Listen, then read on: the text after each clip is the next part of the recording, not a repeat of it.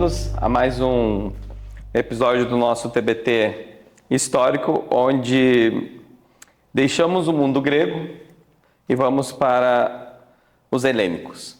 Quem são os helênicos? Quem é Alexandre? Por que Alexandre o Grande? O que ele encantou tanto que quase como se fosse o livro de cabeceira de Júlio César? O que Alexandre tem de tão diferente assim? E o que os macedônicos fizeram? Lembrando que esse projeto é uma realização da Movijar com planejamento e produção da produtora Cine Gomes. Alexandre. Mas antes de falar de Alexandre, temos que falar do mundo grego com os persas. E essa guerra greco-pérsica, por que rolou? O que os persas viam de tão extraordinário nos gregos? Lembrando quem são os persas, né? Os persas, eles criam alguns legados, algumas tecnologias que são utilizadas até hoje.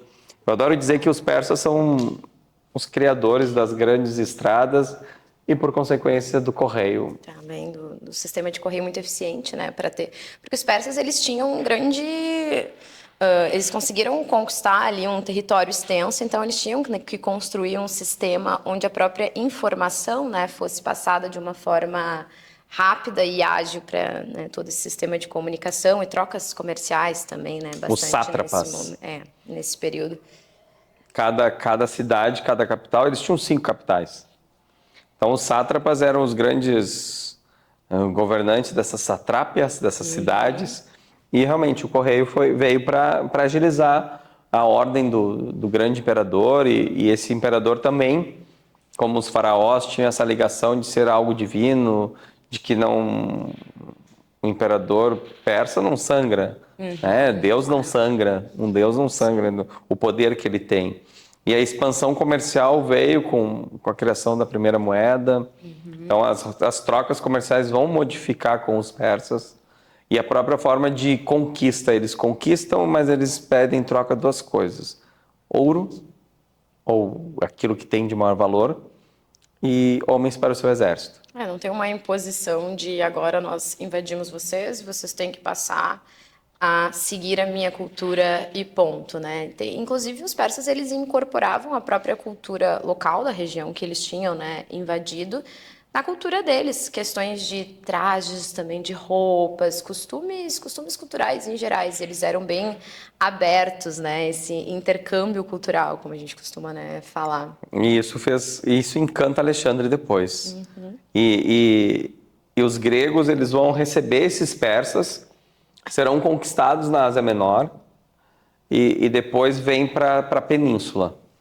E como os gregos venceram os persas?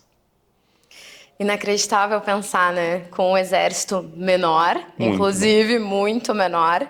E aí a gente está falando do que tem dados de 200 mil contra 20 mil e mesmo assim, mas toda a tática de guerra, né, que os gregos, né, vão criando ali para conseguir, de fato, né. O primeiro embate vem em Termópilas. E claro, né, gente, não são 300 de Esparta que lutam em Termópilas. Nós temos lá mais de 6 mil gregos, onde, claro, quem comanda a ação e a estratégia são os espartanos, com toda a sua tática de guerrilha, conhecerem o terreno. E é por isso que Leônidas leva os espartanos e leva os gregos para lá. E aquela história que comentamos anteriormente, por termos, então, 2 reis, e por mais que Leônidas tenha, então, sido derrotado, ter sido assassinado pelos persas, Esparta não ficou sem rei. E ainda ficou com uma política bem forte. E por mais que tenham segurado os persas ali por um tempo... E aí foi o relato dos imortais, que são a elite do exército persa. Os imortais morreram, e muito, na luta contra esses gregos. E por que imortais? Era a tática, o formato, até a roupa que eles usavam. E parecia que quanto mais matava, mais tinha. E é por isso, pelo grande contingente e técnica de batalha dos imortais persas. Mas eles, então, chegaram em Atenas, botaram fogo em Atenas, botaram fogo em várias cidades, mas foram derrotados pelos gregos. E aí foi a questão da política. Eu acho que a política derrotou os persas. Quando os gregos finalmente se unem. Por mais que a gente tenha, porque a gente tem um conflito dessas cidades, né, estados da polis grega, Atenas, Esparta, entre outras, mas aí é aquela coisa, né, no momento em que nós todos vamos ser atingidos, a gente se une e somos amigos por enquanto, é claro que tem alguns embates, até inclusive nesses exércitos, mas eles... E aí eu estava pensando, quando estou falando da questão da maratona, de que a gente tem, né, um que sai correndo e vai lá avisar que não vencemos os persas, eles vão chegar até aqui, né, e ele corre, daí por isso que surge a modalidade da maratona também por causa dessa guerra. Alguns registros dizem que foi pós-Termópilas. Então, um grego saiu de Termópilas para avisar o restante do povo que precisa se unir, porque o exército persa é muito maior e conseguiu derrotar Leônidas e os gregos que estavam lá. Mas derrotados via Liga de Delos, que é essa união grega, Batalha de Salamina, a marinha grega que derrotou realmente os persas. A forma dos navios, né, que Atenas ali construiu, né, para poder quebrar no meio os barcos aí persas. Lembrando também que ali, os né? barcos moviam através de remos, com muitos soldados ou escravos, Com certeza, né? que Pessoas ficavam na escravizadas, parte dos remos. Mas a guerra acaba, os persas são derrotados, Xerxes, né, se mostrou ao Xerxes que ele não era o deus que ele dizia ser. Vem uma guerra civil, a guerra entre os gregos, a guerra do Peloponeso, que Esparta, com toda aquela sua função militar e dentro daquela região do Peloponeso, eles são a cidade que maior controla as ações, não vão ficar felizes com essa ascensão ateniense, que fica com... De cobrar imposto, inclusive, né? Porque Atenas acha que tem o direito de cobrar imposto, porque ela teria vencido a guerra das outras cidades-estados, e obviamente eles não ficam contentes com isso, né? E Atenas vai crescer em termos de economia, de política, de filosofia, toda essa arte grega ateniense vem, principalmente pós Liga de Delos, porque eles ficam realmente abastados financeiramente, e a Guerra do Peloponeso vem com a Liga do Peloponeso, onde Esparta derrota Atenas e depois é derrotado por um outro povo grego, mas isso vai enfraquecer os gregos.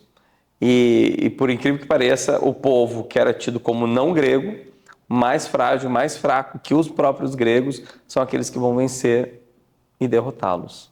Aí nós estamos falando dos macedônicos, através de Filipe II, que impõe com uma tática nova, que são as falanges macedônicas, uma grande derrota ao povo grego, e eles conquistam os gregos, mas quem vai conquistar realmente será Alexandre. E Alexandre, ele é visto como uma pessoa que vai levar não só a cultura grega, como a helênica, e ele impõe realmente quem são os gregos, toda essa cultura vinda dos atenienses, dos espartanos, e começa a levar para o mundo até então conhecido. E um dos primeiros assim que vão absorver essa cultura helênica são os egípcios, e a visão deles sobre Alexandria, para mim, é um ponto fortíssimo de Alexandre. É ter a visão de uma praia, de que aquilo vai virar um grande centro comercial, e o poder do Alexandre é tão forte que ele consegue. Com certeza. Depois do Egito, vem os persas. E a absorção do mundo helênico em relação aos persas é gigantesca, tanto que ele acaba se casando com mais uma mulher, tem 2 esposas, e a chegada dele praticamente às costas da Índia vai mostrar ao mundo o que realmente foi Alexandre. E ele fez como os persas faziam: eu quero homens para o meu exército, e ele vai viajar por acho que 10 anos, não chega...